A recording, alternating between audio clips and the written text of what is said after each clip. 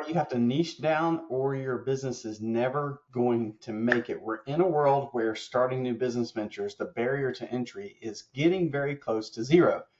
You've got vibe coding where you can create apps in no time at all. You can spin up an LLC for your business in probably under 10 minutes at this point through solutions like Stripe, Atlas, and others. So it doesn't take long to start a business. And because of that, just about everybody has a business. And so if you just have another, what I call me too business, then you're going to have a hard time competing. And so it's very, very important that you niche further down. So just a reminder, this is the 30-day founder blueprint. We're still in week 1, which is ideation. Today, we're going to talk about how you can find hyper-specific audiences that you can focus your business on.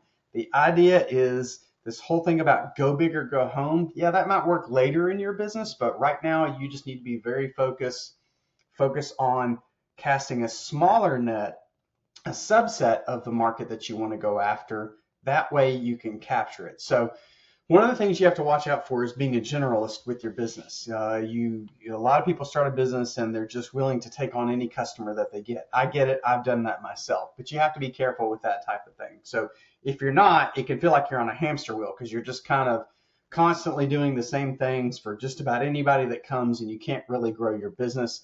Competitors that really succeed, they don't necessarily have a better product. They just have a lot more clarity than you do. So you need to avoid being a generalist and get very, very specific. So the way to turn this around is to niche down even further. So I'm going to tell you an example of someone that I met not too long ago. So I'm going to call him Sarah.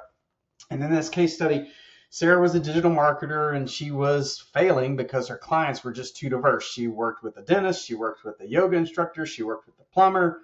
She worked across different industries, and there was no way for her to be great at serving any one of those. And so what happened is she was working lots of hours, constantly trying to reinvent her strategy and get more predictable income. So the turning point came when she realized the best thing she could do was focus on the types of customers that she could serve better than anyone else that she knew and that she liked to serve. And she found out that those were software companies.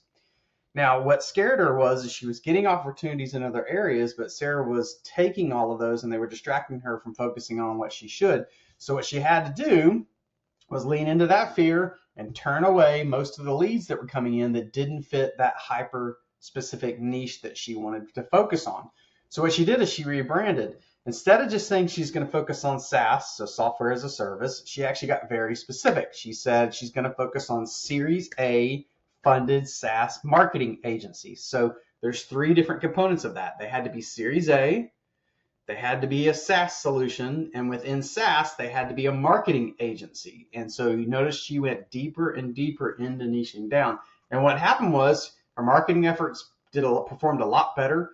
Her cost of acquisition of a customer went down. Her lifetime value of a customer went up, and she didn't have to spend as much marketing time or dollars going after those customers because she was able to be rifle focused on them instead of a shotgun approach. So what we're going to do in today's lesson is we're going to walk through a 3-step framework for getting hyper focused on what you're going to do. Okay, so step 1, start with your core. Some people say don't focus on your passion, but I think it's a good place to start.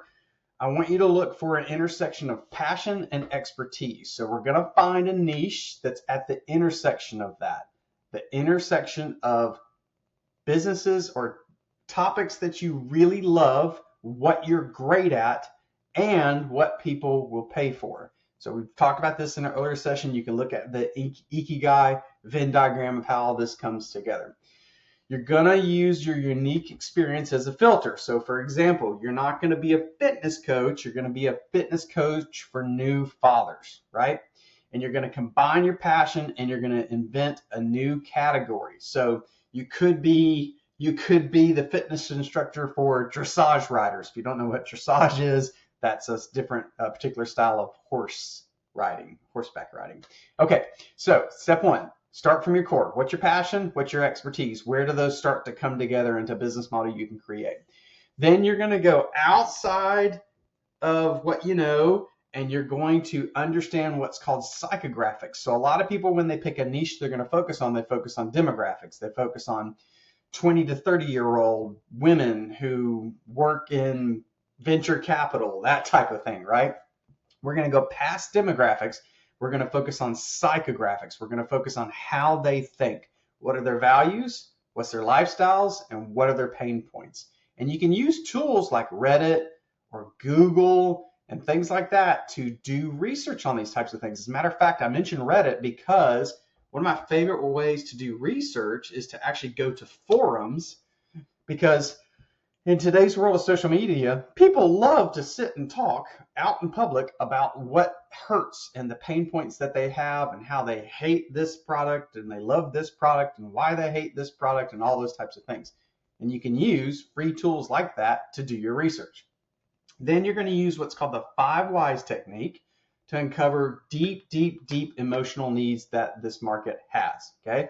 So they aren't just buying business growth, they're buying more time with family, right? So the 5 whys is you're going to ask 5 different times, 5 different levels. Why? Going deeper, deeper, deeper. Well, let's see. I want to buy a brand new business. Why? Because I want to get away from my day job. Why? Because I hate being shackled to my desk and not being able to get up and move around freely during the day. Yeah, well, why does that sting? And so 5 layers down for why.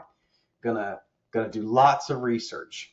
Then step 3, you're going to define the who, and then you get really focused on that who. So remember, we're still talking about how to niche down.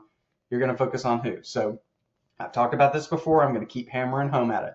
You're going to create a very, very, very specific ICP, ideal customer profile, that you want to target with your business that you know intimately. If you don't know it intimately, go back to step 2 in this process and do more research, okay? So instead of targeting fitness enthusiasts, you're going to focus on postpartum moms in their 30s who need low impact home workouts, right? See how we went layers deep in niching? And what happens is having this clarity, it becomes basically a superpower for you, and it helps guide your business decisions on how you're going to do things. So there's a couple of things that happen when you niche down. A lot of fear starts to rise up for people. They have scarcity mindsets. They think, well, gosh, if I go so far down, there's only going to be a few customers to call on. We all know that's really not true, but that's what fear says to you. People fear if they're a specialist that opportunities will come that they'll pass on and that they won't be able to take advantage of it. You worry about not being able to compete on price and competing on expertise and things like that when you specialize. Well, if you specialize in a place where your passion and your expertise come together, you shouldn't have a problem competing on price and things like that. What's great about it is when you niche down, you attract premium clients, which is what we all want. You attract the type of client that you can work with well, that you can serve as good, if not better, than anyone else. And then they tell other people who are those types of perfect clients, that perfect ICP, and you tend to attract more and more and more of that. So actually what happens is when you niche down, it unlocks a lot of growth for you. So the thing to remember is we're in a crowded business world. There's going to be tons of competitors. That's okay. 0 competitors means there's 0 demand. So you want there going to be competitors out there. But that gives you an opportunity to find out the markets they're not choosing to serve, and therefore find markets that you can serve better than they can do. If this resonates with you, please hit the subscribe button. This is week 1. We're getting closer to the end of week 1 for the 30-day founder blueprint. We're still in the ideation stage. Today's exercise is for you to go and figure out how to niche down. And if you can't go 2 or 3 layers deep at a minimum, then you haven't gone deep enough. Just to reiterate the example of that, instead of saying you're going to target fitness enthusiasts, one of the examples I gave was postpartum